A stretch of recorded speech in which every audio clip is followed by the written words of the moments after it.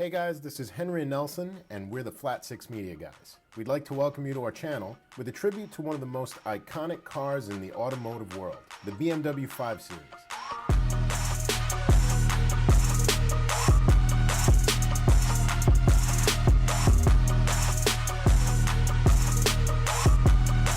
But before we get going, don't forget to click subscribe and click the bell.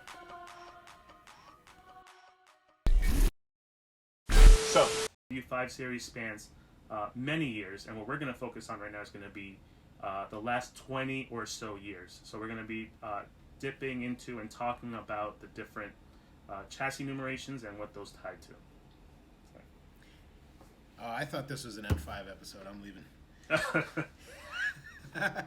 So let me geek out a little bit and kind of set the ground level for this one right now and talk about what the hell we're talking about when we say chassis codes. What you're going to hear us refer to a lot of the times are going to be codes like E, F, and G. These codes tie back to the model and the chassis that are associated with them. Really quick history and then we'll get right into it. Now we're focusing on the last 20 or so years, so we're actually going to go back 4 generations. But the truth is, there are actually 7 generations of BMW 5 Series at a minimum, right? All right, so let me kick it off with the E39. Well, before you do that, again, I'm trying to set some ground level, right? Okay. Some groundwork. So, again, 7 generations. That E39 that Nelson is referring to actually kicks off the 4th. It started with the E12. That one ran from 1972 to 1981, right? And from that fed into the E28. That went from 1981 to 1988. And then the E34, that went from 1988 to 1996. Now, where we are starting is the 4th gen. So with the 4th gen right there, we are actually focusing in on the E39. In my opinion, that is the one. That is the most iconic BMW 5 Series that has ever existed and influences the cars that we see today. Till this day. There is a love affair with that car. And for sure, the colors, I don't know what it was, but every color seemed to hit just the right note. So some of the basics on the car itself, right, and you hear it everywhere, and we're going to do that here too, but it's important, right, is horsepower, torque, engine, spread, all of that. So in that generation, and consider the years, considering we're talking about 1995, 2003, so the definition of what power was then is different to what we experience now.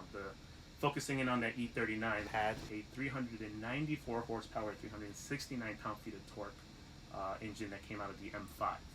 But the truth is, like I said before, the previous models influenced the current model. So when you really think about it, it started with the E12, then we roll into what was the E28. Again, that bad boy ran from 81 down to, or up to 1988. And what you got there was good handling, good performance, and that's something that the drivers, when you're used to going in much slower vehicles, size and everything, that starts to matter. You have a lot of races, the racing scene was just coming up, or becoming more prevalent then than ever before, at least down to the average consumer. So then you get into what is the E34. Now the E34 introduced luxury, but all of these changes, it resulted in this car, and that for a lot of people, when you say ultimate driving machine, I'm only thinking of that exact version. There is definitely a magazine that you saw that somewhere, or a screenshot that you saw it somewhere, where that car was doing that nice left-hand turn on a curve, or hitting that apex with the lights and they flash at you. That model, that range is still the icon. Still the best balanced BMW out there. That one literally hit the 50-50 ratio mark, and that was one of the first models to do that. It was a little smaller than the 34, as in it trimmed some of the fat. It made it a little bit more taut. That's where technology hit the scene. This is when driver aids were starting to become more prevalent and standard, even on the cheaper vehicles. But I have a question. What does that mean by skid?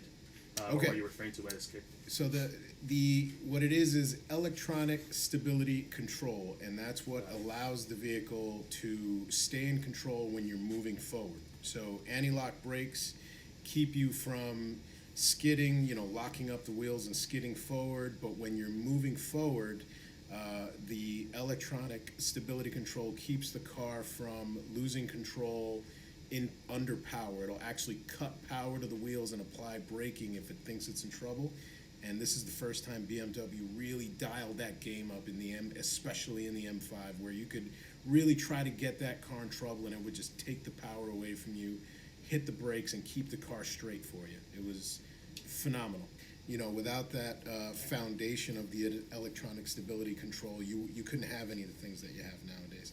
So kudos to the E39 for really kicking that off. Now, jumping from the E39, The E60. another icon in its own right, and I think it was one of your most favorite cars, Henry, if I'm not mistaken. Well, love, hate, yes and no. There's some positives and negatives to any car, and for me, this one hits me right in the heart. I'm gonna have to agree with you. Some positives and negatives.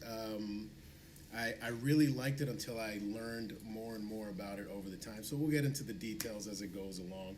But this generation ran from 2005 to 2010, and some of the bigger known facts, and probably the enthusiasts will love about it, was the V10 engine that they dropped in this thing. It was just a screaming beast of a car. They introduced a 7-speed manual as well as the SMG manual automatic, which unfortunately didn't do as well as they thought. It basically turned a luxury car or a luxury fast saloon into a clunking beast unless you were doing 150 miles an hour down the highway. Shifting low in the ranges when you had an automatic box, it was just a violent experience from what I've experienced. Now, not to knock it down as soon as we walk in the door. There were some really impressive things about the car. Maybe not in the looks department, even though a lot of people weren't the bigger fans. I actually was. I actually enjoyed the looks of it, but only in the M5 flavor. With all that stuff came a ton of weight, along with that big 10-cylinder engine, and customization ability to the driver. They basically opened up all of the facets of the drivetrain to give it customization ability, which in some cases was great. In other cases, it was just an overwhelming spectacle of what iDrive was intended to be in the beginning. Yeah, and I mean, if you take my opinion, when you give a driver or someone that, honestly, I could go out there and buy, let's just say I bought a $200,000 car and you told me customize the engine however I want to, I don't know the first thing about what I'm about to change in this car and how it's going to impact my drive. Exactly. But what I have to be honest, but swinging back a little bit to the opinions of the car, and they do vary, and I have a mixed response to the design and everything about the car. Let me be clear. On the base, the body itself, yes, there's certain gives and takes for me. Where they lost me, and where I still kind of these days, is that interior. If you don't get their highest trim level, you may as well have not gotten the car. And this car was no exception. They have base interiors and they have high level interiors. The high level interiors did a much better job of making the driver feel at home, very comfortable, cozy, very customizable. Yes, extremely cozy. But again, I understand what you're saying, the aesthetic, the look, taking away some of the more important buttons from the dash, and adding this big screen with one big old knob in the middle that just wasn't the easiest to manage. And then also, they were probably the early creators of just too much to choose from at once, and this car suffered from that. The other things that this car suffered from was just unbelievable reliability issues. Unbelievable. That SMG gearbox was just a nightmare. In the history of BMWs, unfortunately, this car gets more than likely the worst in its category just for those reasons. There's still people out there that want it and that will spend the money, but it has to be really well sorted. And even then, it's still a question mark. Like any other brand, any other car, it's an evolution, right? So there were a lot of lessons learned, and those lessons, without a doubt, have influenced the models that we will cover next, right? So that moves us right into the F10. So this car gained and lost some things. So what were some of the losses? First, the most notable loss was we lost 2 cylinders, and it moved from that naturally, that chunky, naturally aspirated V10 to a slimmer, leaner V8 twin turbo, and a lot more power came in that tiny engine. Tiny engine by BMW fan standards. Yeah, for sure. But it was spewing out 560 horsepower with 502 torques. Not too shabby, in my opinion. And honestly, I mean, they're also still following the trend of the market and dropping 2 cylinders. You in effect make the car, one would assume, depending on how heavy your foot is, consume less gas, be a little bit more efficient otherwise, right? So the turbos, what it does is it gives you that power without necessarily burning more fuel. At the same time, is this where they had the twin scroll? Is there a difference in twin scroll versus just your standard twin turbo? Yes, they introduced efficiencies with the turbos, and this wasn't a twin scroll turbo. This one had two independent turbos bolted onto that V8. Let's talk about the negative. The sound that they were pumping into the cabin. They thought it necessary with the loss of the two cylinders to pump a fake cabin note to the interior of the car, which was such a gimmick, and a lot of people out there in Carland are doing it. I don't know why. I'm okay with that V8 growl out of the It just rear. hurts. How do you feel about that? It just hurts because, again, you're talking about the ultimate driving machine, so one would assume the focus is performance, and I can't. They still have the performance down, but with that, is there really a sense in compromising or needing to kind of go with the everyone else and say we're gonna make it sound a certain way? I don't need to be faked. I don't need a strong growl from something that might give me a hump. At the end of the day, it's there. You still have to consider the experience, and BMW for whatever reason felt they had to do that. Honestly, they didn't have to do that. Some of the other negative, the car went from hydraulic steering to electric steering. Now, what did this do? It just made the car more modern, less clunky, less issues, less vibration from the road coming through. And though it had a bit more of an artificial toll to it, BMW always does a good job with providing the ultimate driving experience. And so some people, the way that wheel responds, you might have to dial it in, you might have to dial it back a little bit, and that's ultimately one of the benefits of that electronic steering. Am I a fan of electronic steering? It depends on the application, and I know that BMW did a really good job of that, right? So in applying it, was there some disconnect, some numbness to the road? Yes, a little bit. I mean, it's not 100%. What you lost there, you gained in response time, and you did gain in maneuverability, Absolutely. right? So at the end of the day, it's a loss for a much bigger gain. Absolutely, 100%. One of the more positive gains is that, yes, they continued with the 7-speed transmission, but they made this one a dual clutch transmission, so it made the shifts lightning fast for that 560 horses under the engine. So positives, some people would call it negatives, but positives, you have more fuel efficient, polar bear friendly car, electronic steering, better reliabilities with the exception of maybe there were reports of having issues with the high speed fuel pump or also some models that had engine issues prior to the 100,000 mark. So if you're in the market for this car, if you're buying one that's sub 100,000, you might actually want it getting inspected because it might be a grenade. Enthusiasts would look for this car with high mileage on purpose because it proved that it had a higher reliability than the rest. But it wasn't really a notable thing for this car to be as unreliable as its predecessor.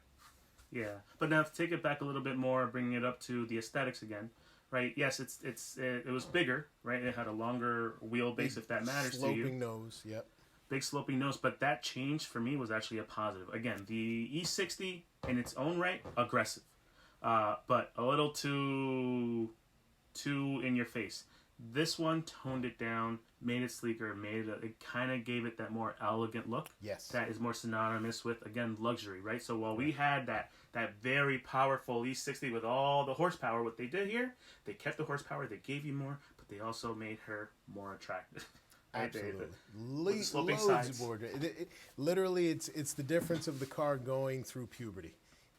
And I will certify that I do like this interior, and I have not had a problem with that interior. There were a lot of improvements just in the interface. The minimalism, although still there, they brought some of the interfaces back. You got a little bit more touch control on the buttons, and I appreciate that. Jumping into the F90 now. Hey man, hold on. You're going up. My stuff says we're jumping into the Gs, right? So we're talking about 7th gen Gs. You're talking G30, 31, 38, 2016 to the present. That's my spot. So the M5 for the G line is the F90. Riddle me that. Wow, they're just so why? Okay, I see. All right, BMW decided whatever. We don't care anymore. Let's just confuse everybody. Why not? Well, in comparison to all the other cars that we've spoken about, I have driven multiple versions of the most recent 5 Series. So we're talking in that G family. Have I driven the F90? Not yet. I hope to one day. But my experience with that car, and now this is me driving, just interfacing with it, the interior was improved even more, if you ask me. The seats got even more comfortable. The radio, the sound system improved way more. The cabin itself, quieter. It's a smoother ride, much more luxurious. Completely agree. I feel like they did a phenomenal job on the interior. Parts are all high quality. The design is finally nothing that would resemble an old man's car. You know, they're using more interesting grains in the wood, muted colors, you know, or shiny, more notes of aluminum in the interior. You know, soft to the touch, but beautiful leather stitching right where you need it. Lovely crossed leather stitch steering wheel with some interesting buttons. You know, going back to the M buttons, now you have M triggers instead of M buttons. I thought was kind of cool. Now, some would beg to differ on the dials that you're looking at in the TAC. I think they're kind of cool. You know, BMW had this sort of staple round gauges in, you know, right in front of your face in the TACs, and most people, and including myself, really love that look. Yes, and the little break in that circle, it still doesn't remove from the history of the car. That is still an iconic symbol, and they knew that, right? So in kind of, let's say, cutting that segment out, it's still filling in with that digital. And what it does is gives them more play, right? They can play with the colors, play with the geometry of what's in the interior, and continue to give you that luxurious yet technologically advanced feeling that you want. And BMW does it great, and they put in the work and all the They homework, really right? do. They really do. I really love that night glow. You know, it's a really nice touch of having that like night glow. What would you call that? Illuminations all over the car. Not only is it at your footwell, which was the traditional thing, but it's all over the door linings, all over the center console, even across some of the seating and everywhere. I love it. It's a fantastic feature. And even that lighting, it's been around for a while in a lot of other cars, but as usual, you can expect that BMW is going to do it right. They're going to do it great. It's not too far in your face. It's a nice touch, and you just feel like this car is special, and it is, right? What you're getting here is that evolution, how we said, dating all the way back to the E12 to, yes, the G and or the F90 with the M5. You get a lot of improvements. You get a lot of performance. But let me tell you, that change in performance is also the gorilla in the room for this car.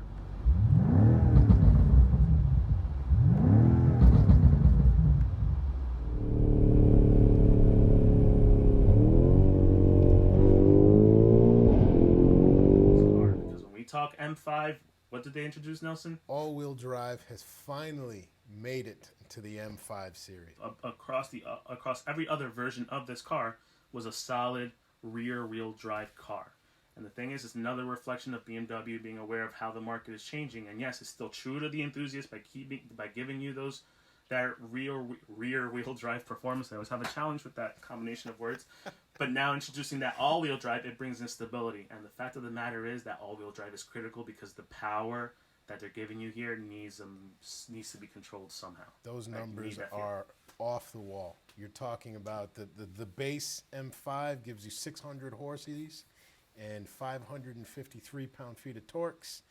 And if you put in a little extra dollars into the till, you can walk away with the M5 competition, which has 617 horses. So it adds 17 ponies, but where you get the increase in performance is that it drops a whole lot of weight in carbon fiber roofing, you know, complete removal of the sunroof. You got some lighter wheels that are, you know, made out of some interesting composites.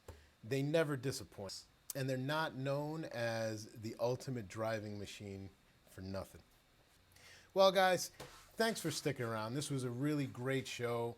It's nothing better than sitting back with great friends and talking about some of the special things and some of the crazy things that BMW's done for us. So this is Nelson with FSM. And this is Henry with the Flat 6 Media. Till next time. See you later.